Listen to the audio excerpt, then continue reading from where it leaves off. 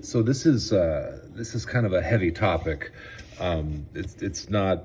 I'm not being funny or sarcastic or anything. This is legit a heavy topic. So if you're not interested in heaviness, then I would probably recommend skipping this. But I was just on the phone with a friend of mine, and we were talking about how smells, and the olfactory are so closely tied to memories. And I was telling him about how today, the April the 19th, today marks exactly 31 years ago that I found a kid hanging in his dorm room. I was the RA, the resident assistant at Kenna Hall back in '94, and one of the students that I was in charge of in the dormitory just was having a tough go of things and decided to,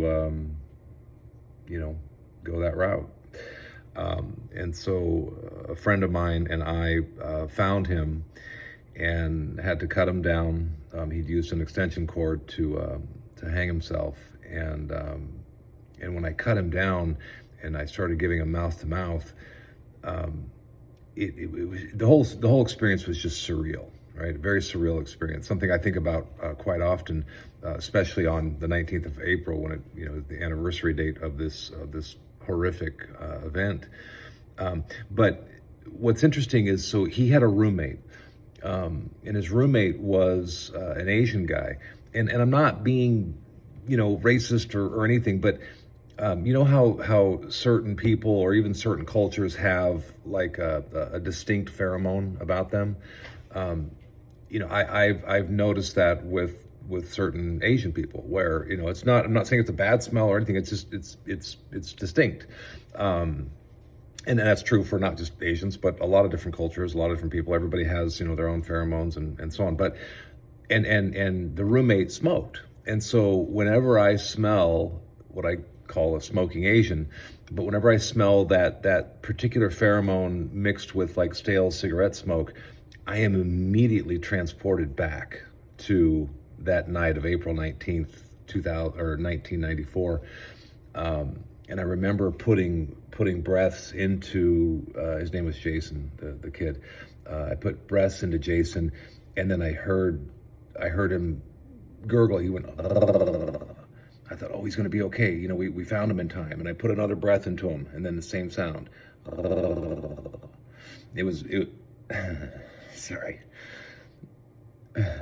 It was my breath coming back out of him that was happening, and there was this blue line on his neck, and I'll never forget that. I mean, when I close my eyes, I can see it in my mind's eye, the image of that blue line on his neck from where the extension cord was, and the sounds of my breath coming out, and the smells and everything, and I must have done CPR for probably, oh God, probably 10 minutes before the paramedics arrived.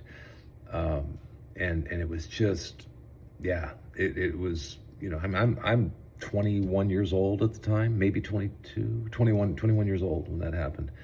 And it was just a lot to deal with.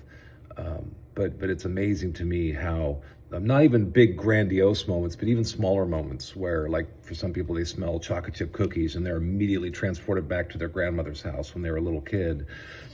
Or the faint smell of gasoline always reminds them of, being on a boat in Sitka, Alaska, or whatever, whatever that tie is in your mind. But it's just interesting to me how memories and the sense of smell and the olfactory are so closely tied together.